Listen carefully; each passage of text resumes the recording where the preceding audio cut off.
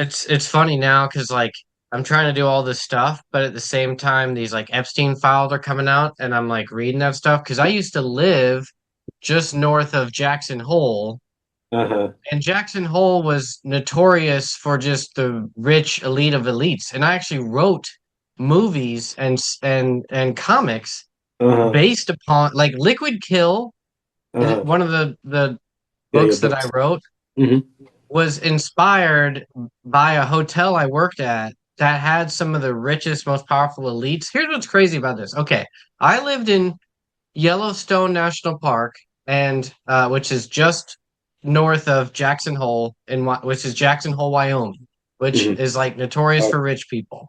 I thought that was And Montana. and just below that, just below Yellowstone National Park, there's another national park called John D. Rockefeller National Park, where the Rockefellers live, one of their many homes. But Okay. it's like I see owned what by you're them, saying. and that's like it's like their it's kind of crazy to be so rich that like you essentially own own a like mountains. But Yeah. like that's them. But So so many point stuff being, so named like after them. I'm Yeah, living it's out crazy. there, and this is 2012, and we had all heard rumors back then of like the previous generations that worked there. So when you are working at a hotel or like for staff like that, you're Hmm. like serving the elites. It's kind of different than just any old hotel. You're kind of like Yeah. it's like the pictures of people where they have to like hold the dresses of people at the Yeah, yeah, yeah. Met Gala and stuff like that. You're a servant. You're essentially like an Like, elite servant in a way, but it's just yeah, a like weird invisible, atmosphere. the invisible So servant.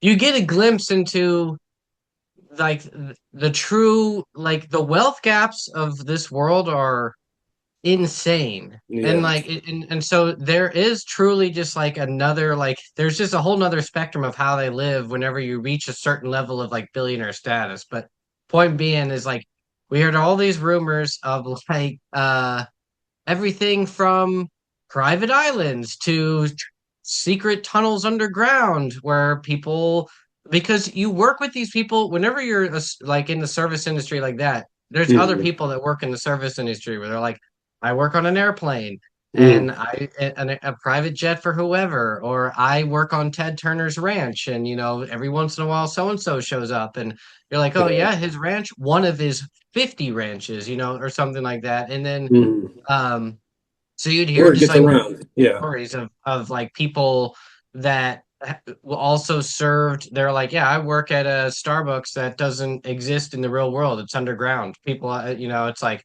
it's a secret location. You're like, what? Like really wild stuff. So I wrote this script that was just like an exaggerated version of the future where Uh-huh. people are, you know, using blood to stay young, and there's like everyone in the service industry doesn't know the secrets of sort of like the underground layer of like where Uh-huh. people are like you just end up trafficked instead of being or whatever. And that was Yeah. like the plot of Liquid Kill. Now we're almost 15 years later, and it's just like, yep, that actually is all That show's true. all real.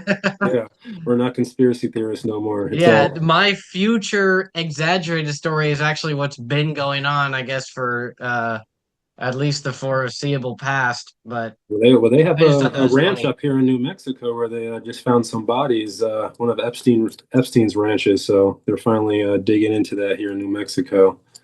I don't Did he know. have a house out there? Oh, we had like the Science Ranch or something like that. Yeah, it's like the Zorro Ranch. So yeah, I don't know what took them so long to start digging around, but now they're finding bodies. So Yeah, it's why are we just now hearing about another ranch? Like, I feel like I watched the documentaries and there was no New Mexico ranch mentioned. There was like three houses. It's all crazy. Yeah, but that's what's I brought that up because it's just like it's relevant to my sort of the comics I've written and like the real world of what's like the mayhem that's happening right now. Like to me, this is just like whoa, yeah, like it's pretty it's crazy pretty time. wild. Like I did not it's like and I have no time, so like I haven't been able to like read anything or even like I just have to listen to You like people talk about the you might be drops or better off. whatever. Yeah, you might be better off the less you know about it. It's pretty mind blowing the stuff I see online, and I'm trying to tune a lot of it out too because some of it's just too much to handle. It's like kind of Yeah, hard to that's fathom. the other aspect of it is like trying to weed out the noise of what's like real and what's made up and what's AI and what's just like Hmm. it's not actually like news. It's just people speculating on like other stuff that's not even in the files. But Yeah, enough yeah. about the current Hellscape crazy we're living climate of in. the world. But Yeah, yeah. um, Well, I appreciate you fill having me me on. in on like what what's your career, I guess, as an artist, and like how'd you get into comics, and and where are you at today? Well, I appreciate you having me on. I've been checking out your videos on YouTube, and they're very good resources for independent artists like me. Long story short, I've been a graphic designer for about 25 years now. And last year, I kind of reached my burnout point with graphic design and really wanted to switch over to my passion, which was always trying to be a comic book artist. So last year, I really tried to step up things and really like kind of put the gas on a little bit. But previously, before that, um, kind of the idea of being a comic book artist always kind of seemed kind of elusive or far off or probably unattainable is a better word. So it was kind of always just kind of in the background. But like I said, I was doing graphic design for quite a long time and illustration and stuff, and mostly in the corporate world. Nothing too fun or for any cool clients that you would probably know about. Mostly like kind of communication, telecommunications type stuff. And so, yeah, I just kind of got burnt out on doing that. And now I'm really trying to pivot and focus a lot of my energy on just trying to get my stuff out there. And that's been a struggle for many artists. It's all, kind of the same getting out there and networking. But um, I mean, that's part of the fun is the challenge of it. Well, I can get into a lot of that stuff, question specifically about trying to grow as an artist, but I want to back up for a second because now that you say it, I are there any like known graphic designers that are sort of freelance graphic designers who like people look up to as like that's a great graphic, like is there a known graphic Fan artist that base. people look up to where it's like he's the guy who designed blah blah logo, or like, so I'm trying to I think think like I think so. who's the kind of like famous graphic designers. Um, I don't know any myself, but I know there are some because my coworker, he's more into graphic design than I am. Kind of these days, he follows the trends a little bit more, and he seems to know a lot of notable like artists that are doing a lot of stuff for Nike and brands like that. But I don't know. I've never really followed the trends too much in graphic design. Um, I was never too passionate about it, so yeah, I can't really tell you what the fan base is like with uh, graphic design, but no, that's interesting because I actually started my college career in graphic design, I, and I remember thinking, I was like, oh man, like uh I was like, do I really want to do that? At the time I was like viewing, how like whenever I wanted to make movies ever since I was like 11 years old. So it was like by the time I'm 19 and in college, and I'm just like, man, I'm doing graphic design. Like, is this what am I gonna be making the posters for movies, or am I gonna be making movies? Like, what uh-huh, do I want to do? And I remember thinking at that yeah, time, like, oh, I'm really like selling myself short. And then I was like, not only that, I was like, I'm so bad at this. Like, there's other kids in high school that are doing, and at the time it's like, yeah, I'm 2 years older than you, and it's like, yeah, they're just better artists, and I just was so bad at it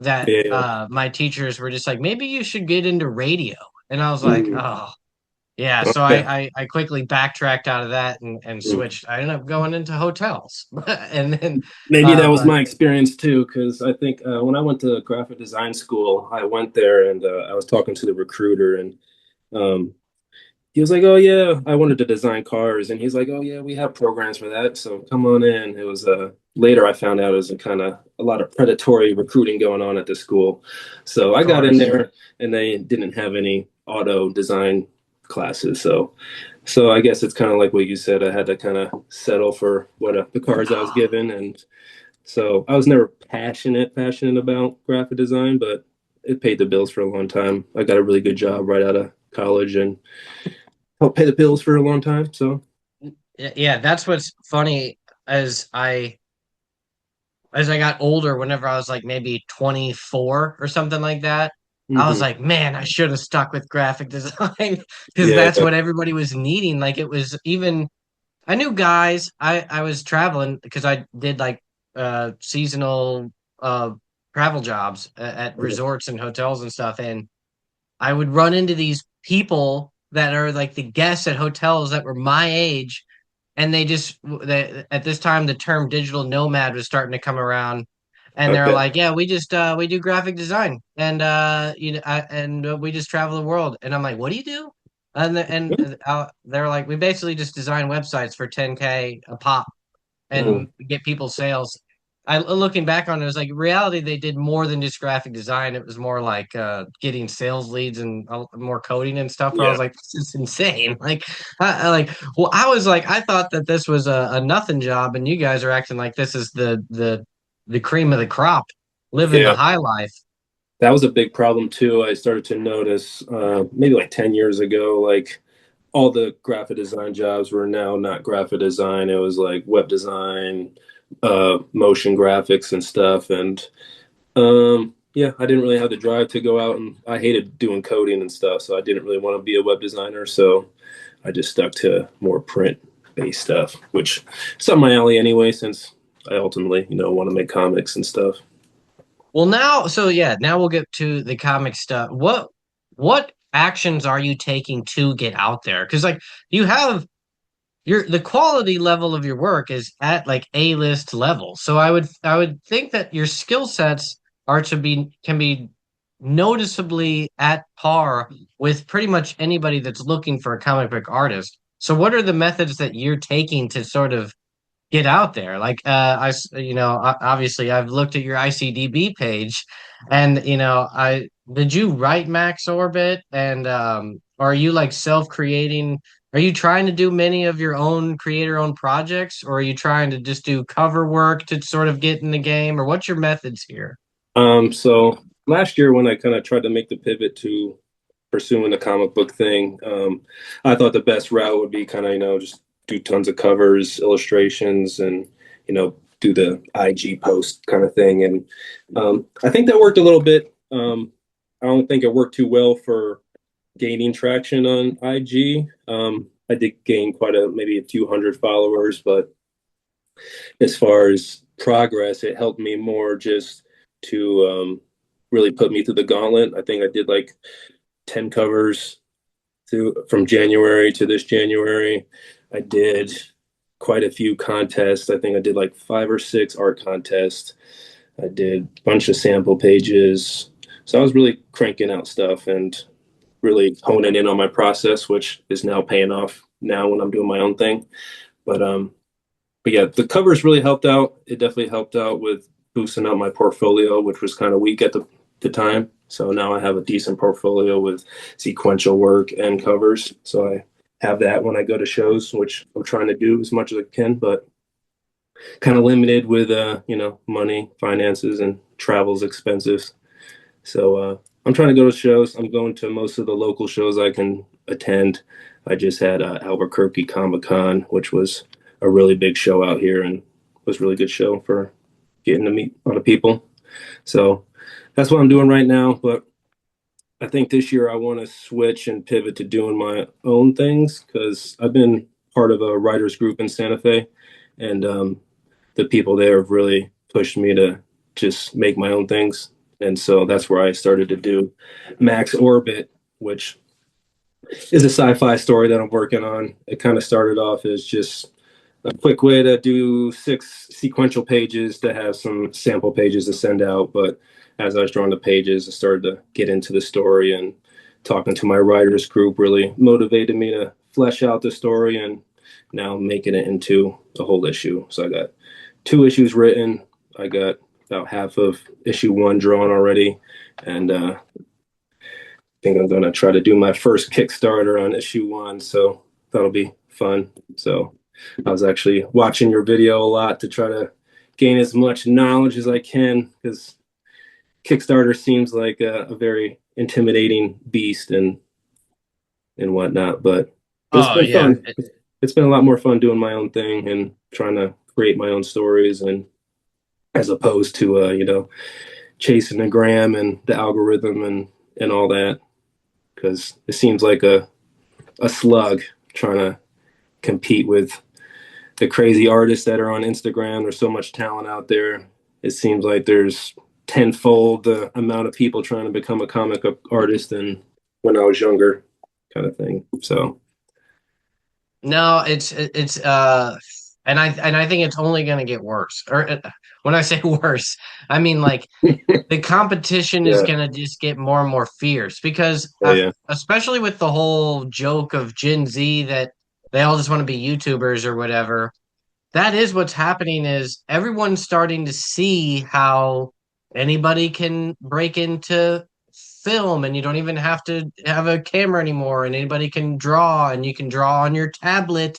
You don't like and hmm, everyone it's the barrier to entry is so low and everybody wants to do it. I think that it is I mean, I already was joking about earlier like you're competing with 13-year-olds at this point and uh just like breaking in and um I'm glad that I can sort of break the mold with this podcast because I do you know who the musician Oliver Tree is it sounds or kind of ever heard familiar. of him? You maybe if you heard his music or saw him, you'd understand. But he has like sort of a very exaggerated, ridiculous persona where he has like a bowl cut. He wears super flashy, like bright colored clothing. He wears these Okay. goofy '90s sunglasses. I think his the whole idea where it came about. So he has an interesting story that I see this all the time, especially when you try to see like what kind of if someone's just an artist and not attached to back up a second. I always talk about like if you're trying to break into a certain thing like comics or movies or whatever, you have to Hmm. collaborate with somebody and create a thing. Like you've got to create a book and try to get it out there or whatever, or collaborate with somebody else and you guys collectively create a thing and sell it and like climb up Hmm. that way. If you don't do it that way, you have to create your own voice and you have to stand up from the crowd. And if you're going to do sort of the Instagram method or deviant art or whatever, and build Hmm. a following as solely an artist, you have to have some kind of unique characteristic or TikTok kind of thing to where you stand out and your art, your art or your persona has to be Yeah. outrageous. And that's why you see the people that really break out are really, really exceptional with a really, really distinct style. And they have some other kind of quirk about them to where like people like that person or their art as like it has a voice of its own. And the reason I Yeah. bring Yeah. up Oliver Tree is he's actually a very talented musician that was trying to be a serious recording artist, singing songs, playing music. I forget what instrument is like his main one. I think he plays multiple instruments. Hmm. And he kind of got nowhere, got meetings, did the whole thing, had like record deals, but just like it went nowhere and he Hmm. was like about to give up. And then this was back in the Vine days. So I think he created just like a friend of his, like he was performing, but he decided to wear like his old 90s, like Hornets, North Carolina or whatever, like Charlotte, North Carolina jacket, like Uh-huh. some upside down or like some like goofy 90s trucker glasses and had a bowl cut and that like persona was just so goofy and funny looking It that it's just took sort of off. like his friend was like that's I like you could do something with that and he made these videos in his music and that went viral and then he Hmm. just like stuck with like that persona of that 90s kid where he just stays even though he was like a 28-year-old guy he dressed as if he was an 11-year-old kid from the 90s Uh-huh. and it was funny but his music was then he started doing like these music videos that are really outrageous and wild but he talks about it because a lot of people think that that's who he is like that Oliver Tree Nah. wild guy. But then like he Uh-huh. gets on podcast and he's like, no, like that's fake. And he's like, and I like this, I'm a normal guy making normal music. Like, and he's like, I had to do that for anyone to pay attention to me. He's like, I was making the same music a year prior to that. No one cared. But all of a sudden I put on the glasses and now I'm a gimmick or whatever. And unfortunately, it's like that's what like it seems like you don't always have to go quite that gimmicky, but there's like something you have to find that's original. Like you can't just post every day or whatever. Like there's some kind of organic thing that you have to have that just like grasps people's attention and then keeps them there. Yeah, yeah. Um, and no one can like tell you what that is. It's like they have to see it. It's like, oh Yeah, it's definitely a magic formula everyone's, chasing, and everything kind of seems very formulaic sometimes these days. Everyone's drawing the same thing when a character's popular, so I don't know. A lot of times it yeah, that seems like it's chasing I trends and stuff. So that's why I wanted to write my own story and see where that takes me this year. So it's more fun doing it that way. So hopefully fans dig it. I think I'm gonna try to finish up all the artwork first and then work on the launch and see what kind of buzz I get from it. Because I've gotten some good reception so far from the few people I've shown, and I was giving it out at Comic-Con, and a lot of people liked it. So there's another option too for you is those of us writers out there, we often write scripts that no one ever reads and no one ever sees. And we would be happy to give people our scripts and have you draw it, essentially. mhm. Um, Basically it's like if there obviously you can write your own and will want to write your own, but I'll talk to a lot of artists out there that are just kind of like Just don't waiting for know what something to to come do or around. whatever, or don't have a full story or something. I'm like, man, there's scripts galore out there, comic scripts, Hmm. whatever, writers that will write for you, and Yeah, like we'll definitely collaborate and talented writers as well. So it's like if you ever, I often preach from the writer's perspective, the other end, to where it's like if you want to sort of break in and go an arm's length higher, you need to find an established artist and hire them. But it can yeah, go the other way around, to where a new or at least like rising artist can reach out to an established writer and say, hey, I will basically, you have all these books that under your belt. If you're down and you have some script that's on the shelf, a one shot or something, I'll draw it for you and we can share the profits. And I guarantee they'd be like, yeah, I've got all kinds of stuff from the past that I never published. If you yep, if you're willing to do it, but once again, it's like you're always working for free. yeah, Until somebody makes money, which yeah. may not ever happen. That's like the catch 22 of all this. Yeah, that's the hard part. I got a wife and kids and limited time, so I got to make the most out of my time. But yeah, I was trying to work with a few local writers here to have some projects, you know, get done. But sometimes they take a while to take flight, and sometimes things sizzle out. So I've had some projects come and go, but nothing that's really gotten any steam yet. So that's why I figured it's time to do it on my own. So hopefully I can make it happen. It's daunting trying to do everything yourself, even like the process of like lettering it myself and trying to learn that. It was like a whole new trade to me. And it was something I thought was going to be pretty easy, but realize the minutia of some of these new these skills until you try them. Exactly.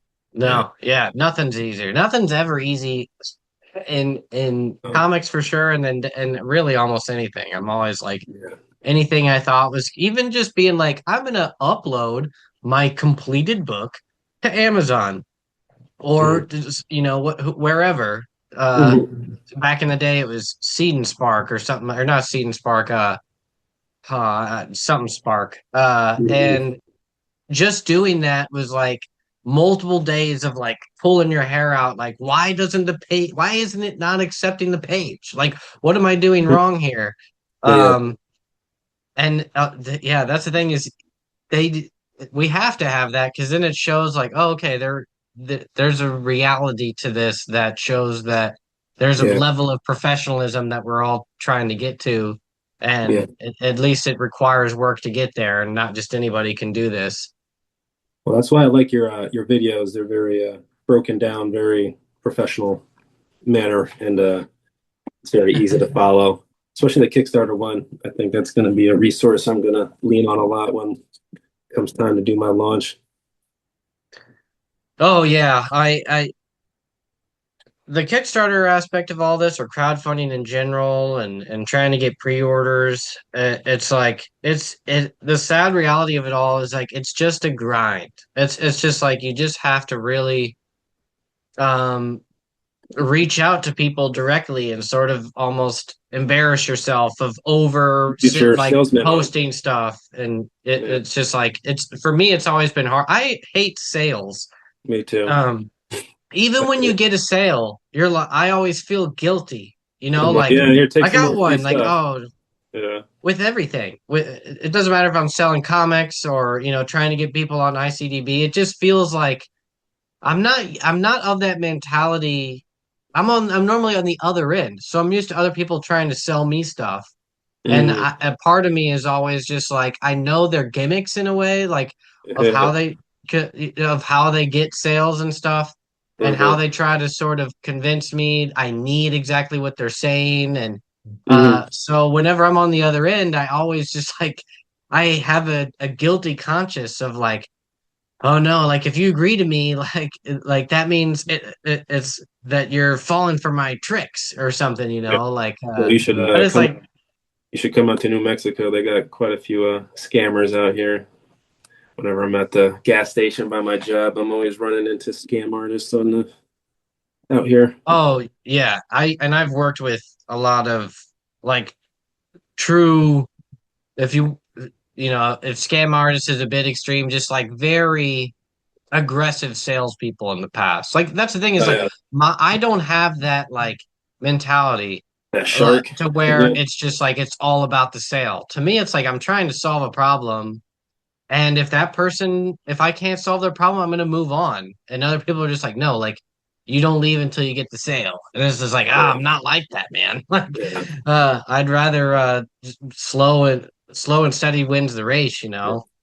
Well, quite a few years ago, I had another burnout on graphic design, and I was a manager at O'Reilly's for a little bit, and so I had to be very salesman-y and get my retail on, and had to go out and do sales calls, and I hated it. Like you said, I felt like Yeah, I was a shark. Was that snake oil salesman? yeah. That's the other thing is it's not just sales. It's like just learning the secrets of everything. Just the idea of how it all works to where it's not just being salesy, but just understanding like if you worked at O'Reilly's, it's like all of these companies have the same source. They all buy it from the same person, or like, Yeah, and just yeah, like knowing that secret to where you're just like they're all the same, but this guy, this brand is gonna do this and they're gonna say that. And that's I feel like I need to tell you, like none of this matters, like yeah, yeah. um they're all the same raw materials and same ingredients. And same with comics. It's just like I want to be honest and be like, yeah, They're yeah. too Here's the honest. thing, like this page kind of sucks, and it's not as good as what's out there, and like I have to charge you more because it costs me more to print. And I feel the need to over explain, and people are like, I don't care. Yeah, Like, yeah, yeah. You're and being I'm too just like, honest with me yeah, right now. uh, dang it. I lost my train of thought of where I was going with that. But oh, the Kickstarter stuff. So, yeah, I could get into that. What I was going to go into was really just I was helping one of my comics that I'm publishing under my Sacco Press label, Holmes I'm Dead. Hmm. Uh, the creator of that crowdfunded it through Zoop, and I was trying to like go through all my methods of being like, here's how we like can try to build an audience and stuff. Hmm. And we really went through a lot of motions, and it's just like all of it. It just proved once again that it's like it only gets you 30% of the way there. It's like Hmm. there are certain steps you can take or like do nothing to where it's like those are the Kickstarter campaigns where you see that just go nowhere. They literally get like one or two backers and then nothing beyond that. Hmm. Then it's like the steps that I preach are like I can get you 30 backers, kind of like a snap of the fingers, but it's like trying to level to 50, 100. Like then you're basically it's like the grind and like the things you have to do is true business. Like you're spending more money on marketing essentially. Like the Hmm. only other option is essentially tons of work trying to get your book everywhere online, calling people, emailing people, like creating content, creating videos. Once again, another full-time job of work, Yeah, all like months before you go live to try to get build the campaign. And I just talked to a that's a lot. marketing pro, Owen Hmm. Ratliff. Did you see that video? I just had a podcast with him that went live this week. He's a marketing expert, has sold millions of records. He's got Hmm. like 800 backers on his Kickstarter campaigns, Hmm. or I think that's his goal. I think he's at like 550 or 600 or something. But he's talking, he knows the game, and he said, and he's made like five figures in his past campaigns, no problem. And he said that this is the hardest it's ever been trying to do this. He's doing issue 5 and 6 of his series called Black Salt. And Hmm. he's like, it's just not the same. He said 10 years ago, it was just not as saturated with so much content. And that's the other thing is like the competition gets more and more fierce every year. Yeah, And lots of times I now tell my wife like I feel like I got into it way too late. Like it's the game's changing quite a lot, and it's not even the same as it was, like you said, 10 years ago when I probably should have been hitting the grindstone on a lot of this stuff.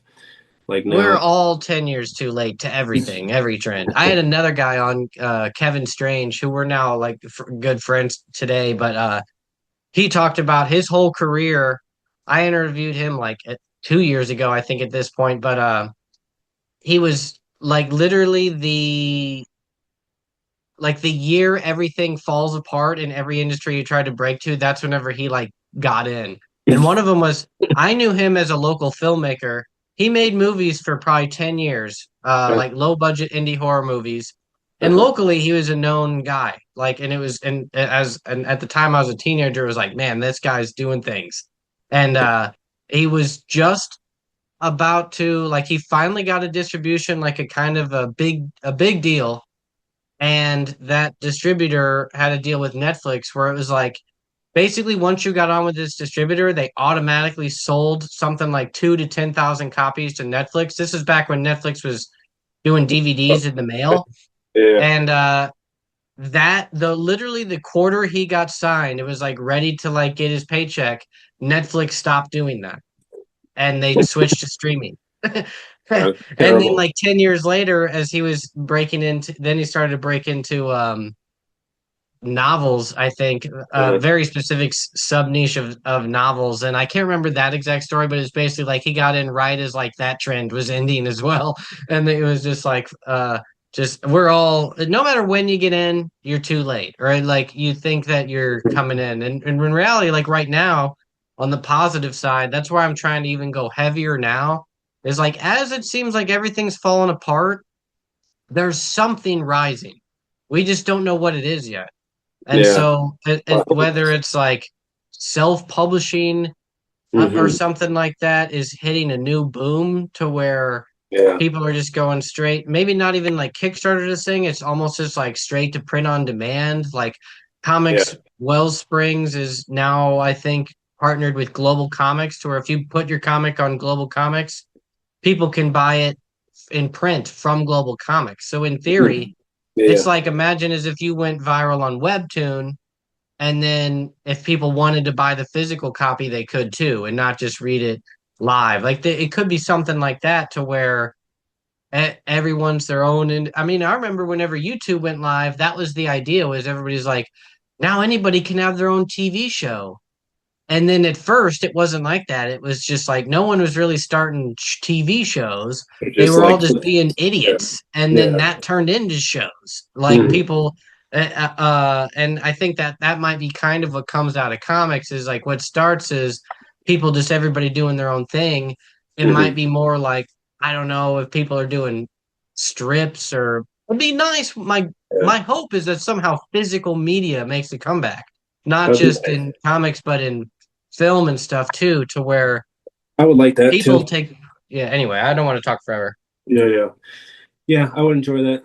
It's funny that you mentioned webtoons and global comics because that's another avenue I'd like to try to pursue with some of my ventures. It seems like that's kind of a popular way to go these days too, with the self-publishing.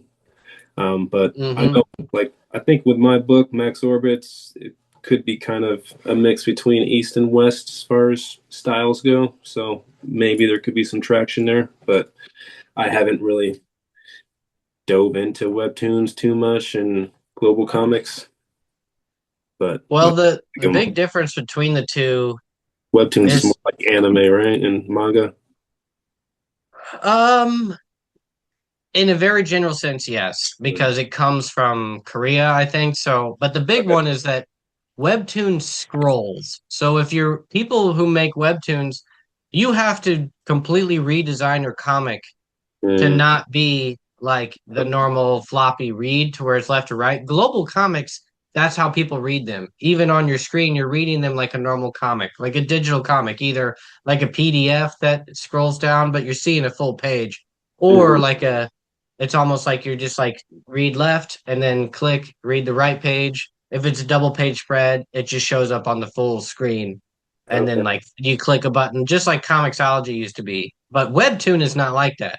Everything's zoomed in and it's a very like super, it's like scrolled and it's almost a totally different pacing.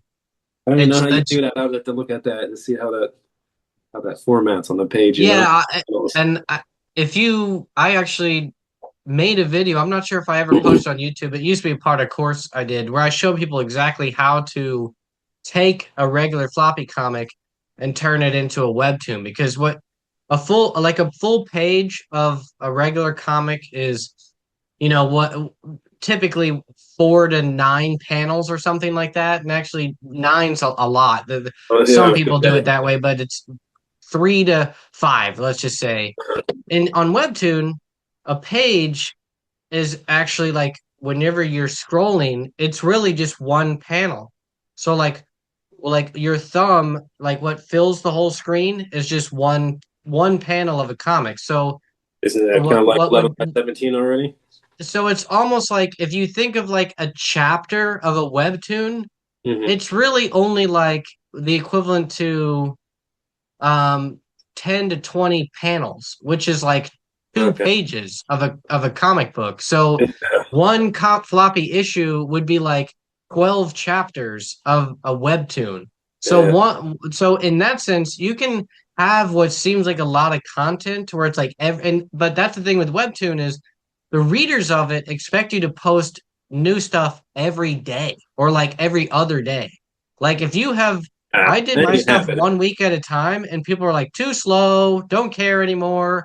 They're all up because like they're reading fast. They're just like, oh, that's good, Yeah. and then on to the next story, and then they subscribe and they get told like the next one. So it's a whole new realm of like the way people consume not Yeah. just comics, but like entertainment in general. Like I just had another guy on, he's talking about everything's verticals, meaning vertical, like scrolling on your phone, and not just comics, but TV shows. And it's just in blurps. It's just in like 20 Yeah. second or 2 minute videos or something like that. And I'm like, this is insane, but Those that's the word. manga That's what's rising. That's what things are changing to, I guess. those manga artists are pretty crazy with that kind of speed and output. Like I'm not the fastest artist, so I don't know if that Yeah. would be work for me. Well, yeah, probably not. Like, because those are much more simplified. Like, there are very detailed artists on Webtoon, but in general, it's not. Like, it's a much more simplified art. And since you're not, and like the backgrounds are essentially nothing, a lot of times it's just a face in a black or a certain, manga, like a zoomed in face with like Yeah. but, with your art, like your very traditional American style, yours would, I think, fit the mold of the way people read on global comics or what comicsology and just Hmm. digital, just the digital standard in America, Hmm. which is still also very popular. So it's like also rising, and I do see that as a future. And a few people I've had on the podcast do see that as where the future is going, not just for indie creators, but the top dogs. like people like Scott Snyder, I think, or the people that started like Substacks and try to kind of just go direct to their audience. Mhm. That's becoming a thing, and I think it's just about what's the main channel people go to, and global Isn't comics is that really rising. isn't that a Rippa versus model?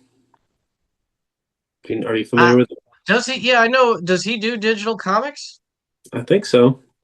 I just did that art contest for them. That's why I bring them up because Oh, okay. Yeah, I have not paid attention to him since like the drama of when he first released his first comic, Aesop or whatever. okay. Um, but I remember like his whole initiative, and I watched his videos. I reached out to him to try to either have him on my channel or not, and I can't remember if he didn't respond or gave me kind of a weird response. But yeah, it didn't go anywhere. But I was intrigued by what he was trying to do because he Yeah, had some the really good. direct to Uh, client thing you're talking about. yeah, exactly. Where he's just he had a whole method of like going. It's Mhm. all about like had his own warehouse and everything. To go directly to his audience, basically like cutting out the distributors. Basically, he was his own distributor. Yeah, I mean, it seems so hard to break into the big dogs anymore. It seems like the only avenue for someone like me is to try to do your own thing or try to find any avenue you can to get some steam. Yeah, and if you don't have a uh extroverted personality that's just like ready to every day I'm out there. Hmm. Uh that's Yeah, and I another barely have thing. time to draw, so I'm trying to do as much as I can with time to draw. And then, like you said, like these days you have to be like a content creator and a video editor, and it's just a lot of time. I feel like it would be a lot easier if I didn't have to go to work, every Well, but that being said, that's part of where my uh sort of avenue has come in is that even though I myself am sort of taking the route of doing everything yourself and creating content, I I've reached out to so many people that were the sort of gatekeepers and people behind the scenes of all these industries, like agents, like hmm agencies for artists, and they're sort of at the same thing to where they also have been struggling just like everybody else with the changing of the industries and uh and it's like they have real value too. So it's like there's so many artists who don't want to go the route of trying to be like, I'm not a content creator, I'm an artist, find me work. There are agencies and agents out there that you hmm can submit to just like a publisher and be like, here's my work, help me get more clients, or I'm your client, now you help me get work. hmm And those people are still out there too. And like they can really help out. And I'm trying to connect people with that. Because if hmm you go straight from zero, you kind of forget about that option. I feel like that there are people that whose their job is to basically find diamonds in the rough, like find untapped talent, and then bring them into the yeah. realm and find them work for them. Yeah, even going to the conventions these days, they're a lot different too. I mean, there's not a lot of editors or big wigs from the companies floating around at some of the smaller conventions. I haven't had the opportunity to go to like any of the big ones like San Diego or New York or Chicago or anything, but it's just a lot of artists, so they're not usually the ones that are going to help you break out and take jobs from them. So, No, yeah. yeah, unfortunately, that's the truth is that other artists are not incentivized nor actually helpful in helping you grow. They're trying to figure their own thing out. And that's really the hard part about all this is it really all boils down to when is the the reader community or the main consumers going to change or like buy up everything? Because Hmm. if somebody's making or if everybody's making money, it's kind of easy for everybody because they're just like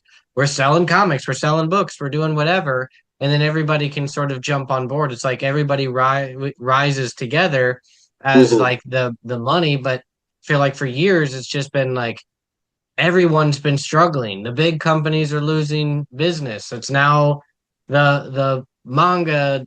sales are what's up, and comics are what's down, and even Marvel and DC are not doing what they were doing even just 5-10 years ago, much less what they were doing in the booms of the 90s and stuff like that. So it's just like if everybody's sort of not growing or not growing at a really bigger scale to where everybody's growing, that's the thing. It's like it's just pockets, and it's like if you're not on the rocket that's going up, well, the whole industry itself isn't going. So then, as you're a new creator, that's the catch: is that it's not a whole broad spectrum that's getting the sales. It's pockets, and Yeah. how they made those sales is not always mimicable or even understood or even Mhm. lasting or anything like that. It could just be a fluke, a Yeah. trend, a fad. Mhm. Yeah. Well, one thing, kind of going back to what we kind of started a our chat about at the video chat, like with all the politics going on in the world, just trying to find, like, as an artist, trying to find peace and just, do things for the right reasons and not trying to chase the dollar too much has helped me a lot too. And kind of just letting things happen as they happen, because it can be stressful trying to do the whole grind and hustle like you're talking about. And um, especially if trying to be a comic book artist, it's very discouraging at times. And you really have to have thick skin as an artist to kind of keep pushing and push for the right reasons, not to, get more likes, but to kind of progress as an artist. So that's helped me a lot. Trying to stay sane with everything going on. For sure. Makes sense. I don't remember the name of this lecture, but there was a lecture that came out years and years ago, probably like the early 2000s, that was about what actually motivates people. I don't Mm-hmm. remember who gave this lecture, but it was basically they took all these studies, and one of them was like uh they called it like carrots and sticks or something. Like it was basically if we give you, they basically found out that money doesn't motivate people. It only motivates people at a very simplified level. So if I say, if you change my tire, I will give you this. If you do this, then you do that. Then money is a motivator up to a certain extent. If it's basically like one simple task. Um, Mm-hmm. Anything beyond that, uh, money didn't matter at all. And then they like took even like numbers and salaries at the time, and it was basically like, here's where everybody's happiest, and it was all like the same thing, to where it was just like as you had to just basically pay people enough to where they didn't care about the money to survive. They only cared about the work. I And think then at that's that point, it was like once you made enough to survive and had a salary and didn't care about the money, then they only cared about the work. And then the motivating factors were it had to, the main one that I remember was what you were saying is they had to feel that they had a purpose, that yeah. what they were doing would matter more to than just them, but like the greater world or a greater common issue, that they were solving a problem that Leave gave them a purpose. leave a mark. Yeah, I think I saw that's that study. definitely true. I think I saw that study. I think it said like most Americans would be comfortable with like $75,000 a year. It's not like they're asking for $1 million or 2 million or be balling out. They just want to be comfortable to, live a normal life. It Yeah, and the way that study phrased it was that just enough to where you don't have to worry about money anymore. That's Mhm. it. Whatever that number is, to where you're just breaking even. That's all people need.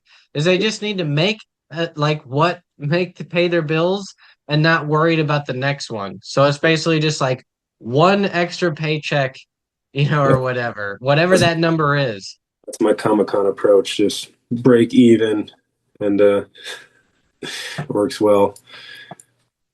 Yeah, no, I mean in comics or really anything, any side hustle that I do, yeah, the kind of my whole spiel with everything is like, if you're getting in this for the money, no one's getting into comics for the money. Like no Mm. one is just like, this is the new cool, this is the new crypto is I'm going to sell comic books. Like, no, it's like Keep balling you got out. into this because you liked it or loved it, or that your friend told you it could help you make a movie or something like that. Yeah. Yeah, I grew up liking a lot of I'm 43, so I grew up liking, Joe Mad, Chris Bacalo, stuff like that. And going back to the anime thing, I grew up liking, kind of more old school traditional anime, not so much the anime that's out now, which is a little different. I can get into some of the new anime now, but for the most part, anime is not so much an influence to me as much as it used to be. Anime's Oh changed yeah. quite a bit these days. No, yeah. N n yeah, I could talk about anime for a little bit, but like I was never super into anything that is like really popular today. Even like I was into Pokemon as a kid and stuff like that, but I never got into Yu-Gi-Oh or any of the kind of what's meant for sort of teenagers and younger, that Hmm. kind of anime. I was really into the weirder stuff back in the day, like Vampire the Hunter. violence of it really. I was super intrigued by a lot of that stuff. Oh hell yeah! I remember being in a comic book store and seeing like a Ninja Scroll cover and Vampire Yeah. Hunter, and I was like, hell yeah, I need to check that out. Yeah, Ninja Scroll, I remember like it being having an influence on me whenever I was younger. I was like, what the f Yeah, that's my jam. That's one of my favorite things ever. I love Ninja Scroll. dang. But yeah, Um, actually, trying to write some more stories and get some more stuff on the page. It's been a lot of fun just doing writing over the last year or so compared to drawing. I've always I've always liked writing, even as a kid in middle school. I remember in middle school writing like some long ass 30-page like crow story, handed it into my English class. My teacher was probably like, "What the hell is this?" I wish I still had it, but yeah, kind of revisiting writing now as an adult later in life has been a lot of fun. There's a lot of challenges in writing that I don't have to deal with in drawing. So that's fun, tackling new challenges and developing characters and stuff. I'm sure stuff that you like to do as well. yeah, I'm glad I am not an illustrator. Yeah. I guess I wouldn't say I'm glad I'm not. It's just, uh, and that's what's funny about this whole AI boom to where people are like, oh man, that's gonna take everybody's job. And it's like, no, I haven't really seen artwork that's better than a really good artist, and I haven't seen it write anything better than a really great writer. It's like Mhm. it's mimicked people to do the basics or something, it kind of. But I Yeah. anyway, point being is like I can't even do the basics whenever it comes to artwork. So I can't imagine like how to get over the threshold of being like really good. Like your stuff's really good.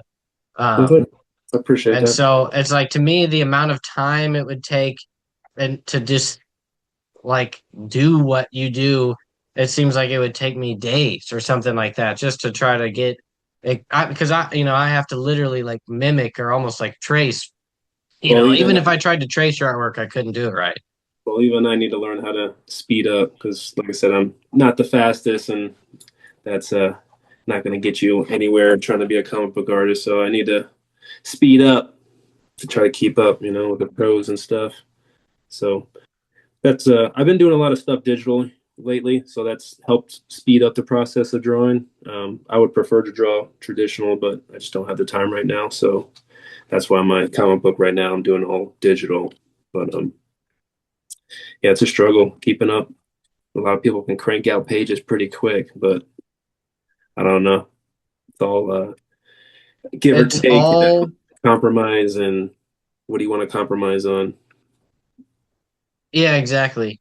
Um, you I always made the joke that there's only so many ways to slice the pizza. You can cut it so many times but it's still one slice of pizza. Like the Hmm. the end goal. is always the same. No matter how you try to cut it, it's like you still have to eat the whole thing.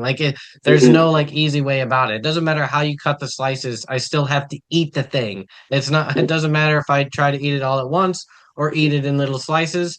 The hard part is the fact I have to eat the whole thing, you know? And like with people that try to come up with like methods of making things easier or saving time, it's like in the end it's like yeah, all you're doing is just cutting the pizza differently. You're not actually taking pieces away. Yeah, yeah, yeah, yeah. It's a struggle.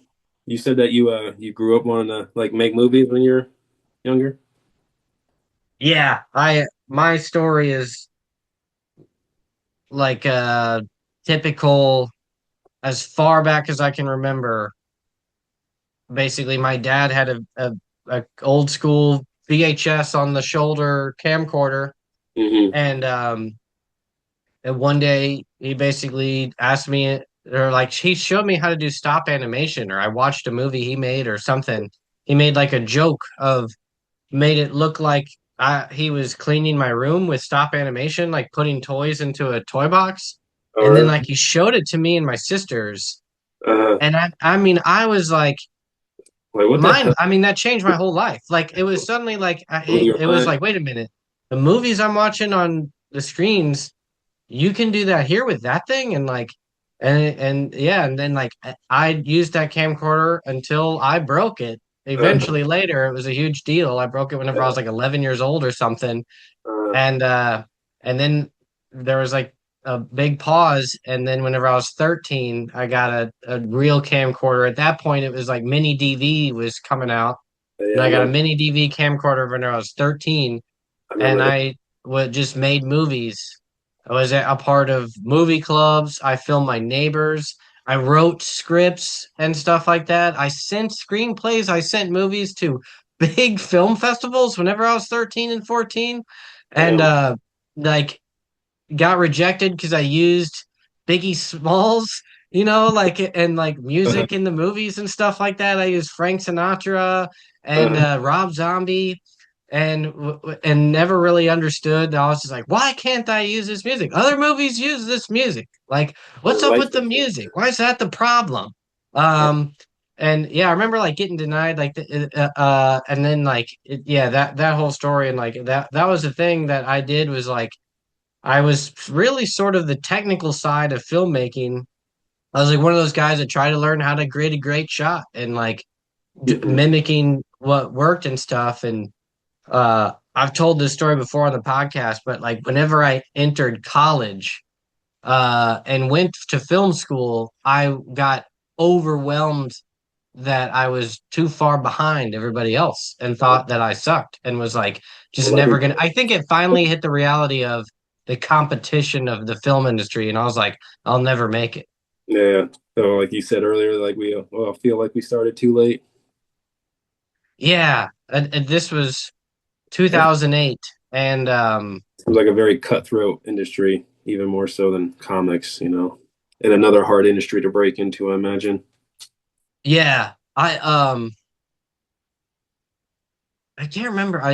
Either way, whether people have heard the story or not, I don't tell it too much. But an interesting story about that was like I had another friend who had graduated from high school a few years before me, Hmm. and he had a friend who had like been much older. I want to say he was like 28 or something like that. And so he was like 10 years older than us, and he was in Los Angeles. And Hmm. my friend was like, I'm gonna go meet up with that guy out in Los Angeles, and I'm gonna like try to get things started. That was the whole thing back in the day. It was like you had to be in LA. Hmm. Film school didn't matter. You just needed to be in LA and you needed to have talent or whatever. You need to make a movie. I had movies. So like I was just like, I got this. I got movies to show people. He's gonna be in LA whenever I graduate high school and I go to college. Like I'm just gonna basically go straight to LA, work with this guy, and like I'll show him my movies or whatever. But that guy came back to my hometown and was basically like, I just wasted the past 10 years of my life and I'm gonna kill myself. And it really like had a hard toll on me. And he had a lot of stories of just like it really affected me where he was like the cutthroatness of the reality of Hollywood and everything out there is like it'll break you. Like whatever grand visions you have and dreams you have, like they will break and you will break. There's And no he point in pursuing this dream. And I was just like, oh damn. and he didn't even see the Uh, Epstein stuff. So this is prior to. I don't think he had any. This was just the normal film industry, not the ones that were trying to, just to do that stuff to you. But, yeah. But on the bright side of that story, that person did end up going back to LA and having a decent career out there. He did not commit suicide. Everything worked out just fine in the end, but it was enough to rattle me to where I then started to think differently about and I remember another person came up to me that was very well established in the film industry. It was like Mhm, my first real discussion with somebody that took me seriously because I send scripts to everybody. I was 17 and like trying to send stuff to Steven Spielberg. I was that guy that was mhm, emailing Eli Roth. And mhm. finally someone got back to me and it was basically like, listen, kid, you need to go like party. You need to get out there. You need to travel. You need to do something wild. You need to live a life. Like what you're trying to do is you're writing stories based upon other movies and not offer anything interesting or new. Like, Yeah. and he was like, your writing is also so amateur that like that I'm doing this as like almost a catharsis to just like finally like hopefully someone will listen to me. You Mhm. suck and you need to go live a life and learn how to write. And he's just like, if you take this seriously, like and you come back to me in a couple years and you like show that you took my advice seriously, I'll help you out. That person ended up being like kind of the opposite to where they ended up like being very successful and then sort of like did nothing for 10 years. By the time I was trying to break in, they were no longer nowhere to be found. So they could not upkeep their promise. But they did rattle me again to They where I couldn't help did you out. that is what I did. I was like, fine, I'll go crazy, I'll go do something wild. And yeah, that was whenever I started working out in Mhm. Montana and doing that whole like wild lifestyle, which is a whole nother podcast. So I can get into that stuff. Well, I remember a long time ago, I got rattled. I was living in Pennsylvania, and this was when I was like, oh, yeah, I was still kind of pursuing being a comic book artist. And I went to a small convention in my town there, and Lee Weeks was there. He's a pretty notable comic book artist.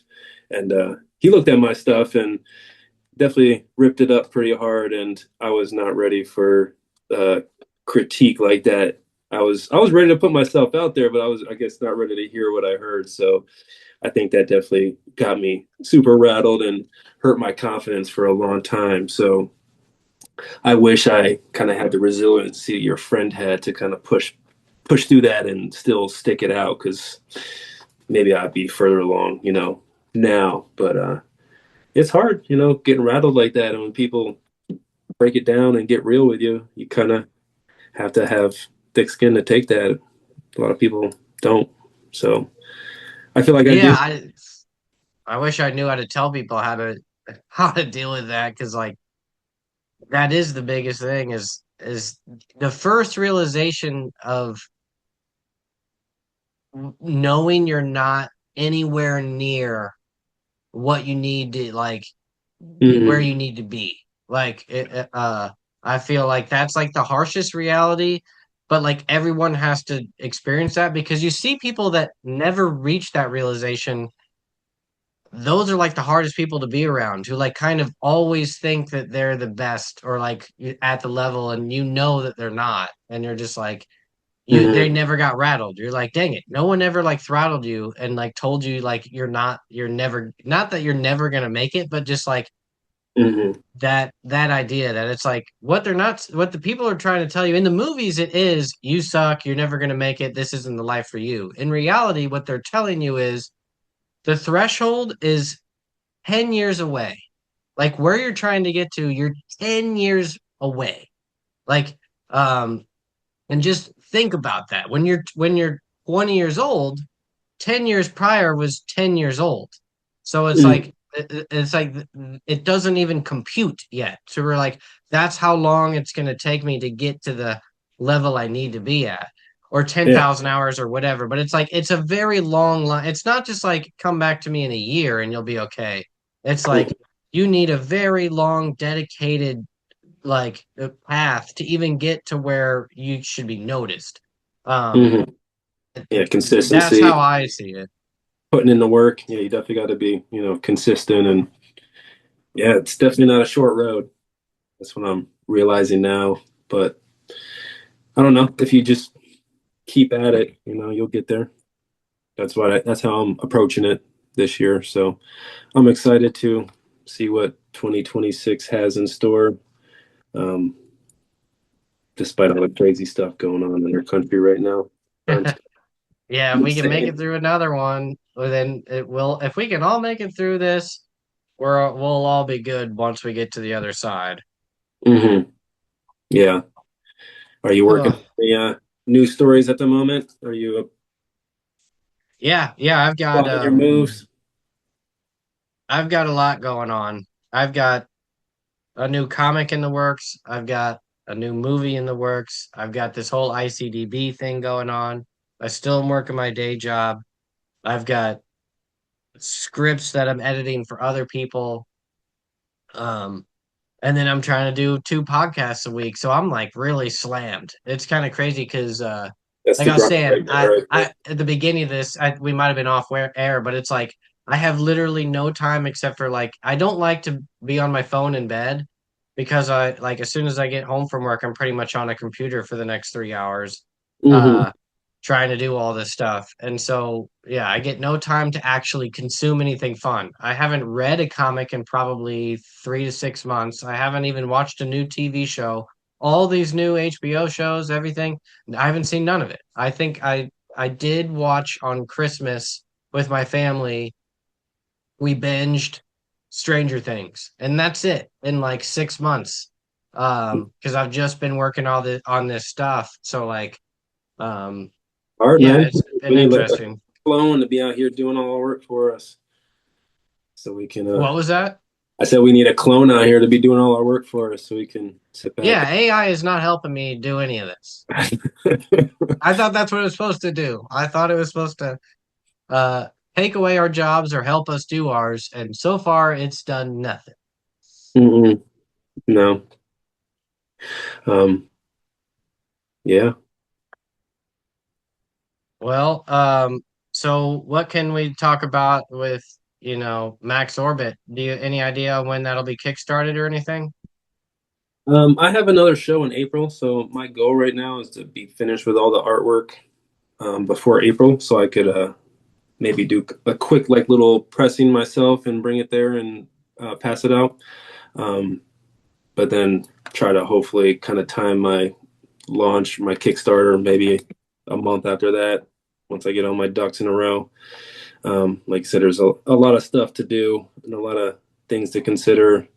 I don't have a huge fan following on Instagram, so I might have to rely on my A and B tiers as you broke it down in your video as far as support and whatnot. But yeah, that's my goal right now is just finish up the artwork and just keep pumping on the script. Um, I'm probably going to send it out to some publishers, and that's kind of what I've been doing for the last few years, anyways, just sending out my artwork and trying to get in front of the right eyes. But yeah, right now Heck yeah. it's looking really good. Kind of torn whether I want it to be. I would like it to be color, but I like black and white too. As an artist, I like black and white editions and stuff. So I don't know. Plus, I like manga too, so that's all black and white. So I'm kind of torn on whether I should color it or not. My current 2 comics, the one I just released and the one that I'm gonna release, they're both black and white, and I'm gonna see what I can do with them.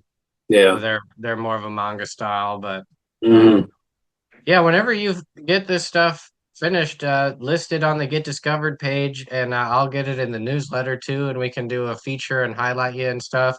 I'm getting my goal is to try to get 80 to 100 new people on ICDB every month. It's an aggressive goal, but that's what I'm going for. But I've got like publishers that are interested in seeing these new stuff. I I've like got the idea of some, the website. It's a cool idea. yeah. Like I said, my We'll see where it goes, but playing games with my they block like every site, so I couldn't get on there. It wouldn't let me upload stuff, and then I was trying to do it on my iPad at work, and it was still giving me problems. But it was more of the network. It worked fine at home.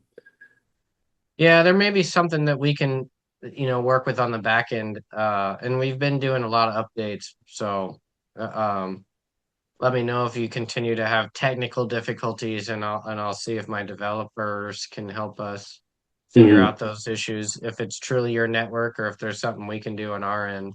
But Yeah, yeah, there's I've got publishers and editors and stuff at like some of the biggest names right now that are either on it or wanting to get added to it. People at IDW and Image, and so right.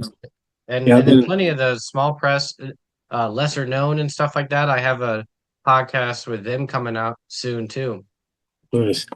Yeah, I've been trying to link up with as many publishers as possible. Just trying to, you know, see what they do, see which publishers might fit the stories I'm trying to tell.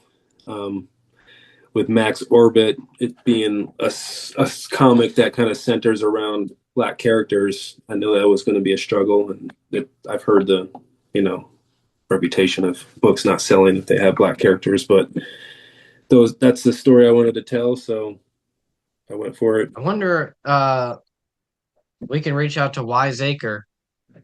There's a Yeah. couple of um new publishers, or I say new, within just a few years, that are worth reaching out to. Yeah, as you get to that stage, I've got connections, or I'll get them onto the ICDb platform as well. But in essence, that's kind of what I am now, as like an agent.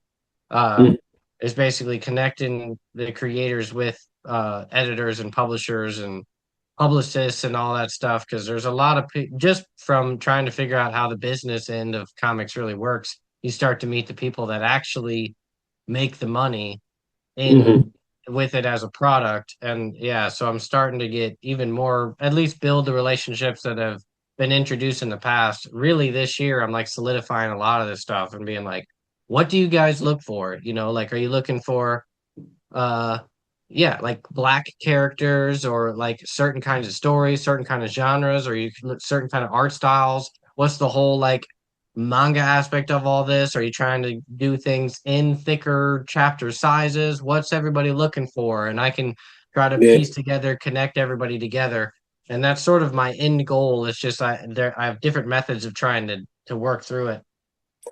Well, it's good to meet those people, you know. I always enjoy talking to as many people as I can. Just everyone has so many different stories and like just how they got into the industry and their experiences in it. It's that's what I enjoy when I go to the Comic Cons and talking to the artists and the writers and just their experiences is pretty crazy. A lot of them have some pretty wild stories, and a lot of them are very eager to impart their knowledge on you. So I've been pretty uh, lucky to have some mentors that have helped me along the way and see some talent in me, I guess, keep me going. Hey, all you need is one to have your back, and then you're good. Well, One hero, and you're got my good. wife. She's always got my back, so There you go. I have my Uh, one. Same here. I actually like, I'm glad that my wife isn't into anything like this. She has her own interests and her own career that's like completely unrelated to anything I do. So no matter how cool I say something is, she'll just be like, all right. I'm glad you're having fun. I'm like, I just talked to one of the biggest heroes of mine my whole life. Oh, Uh-huh. that's cool. Yeah. Well, we're over an hour, so just yeah, keep me updated as you do more of this stuff, and then we'll see how much we can hype it. Oh yeah, man. I would like to have someone check it out. You know, someone like you who's written quite a few stories. It'd be nice to get some feedback from you. Oh yeah, for sure. When you But you get know it done, that I'll review it and give you my thoughts. Absolutely.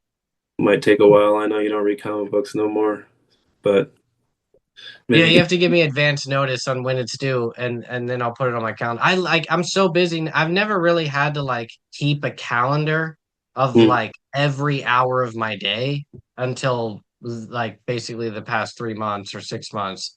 where Yeah, it's just like, oh dang, like I never thought I'd be that guy that'd be like, yeah, let me schedule on this 30-minute block on a Tuesday. And now I'm that guy that's like, nope, I'm only busy from 7:30 or I'm only free 7:30 to 8:30 on Thursdays for the you're on next 3 months. lockdown now.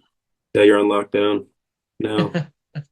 Yeah, What now I got do you too do? much going on. Well, if any of this stuff works out, if my movies actually start to make money, my comics start to break out, if ICDb actually grows, then it'll all change because I won't have to work my day job anymore.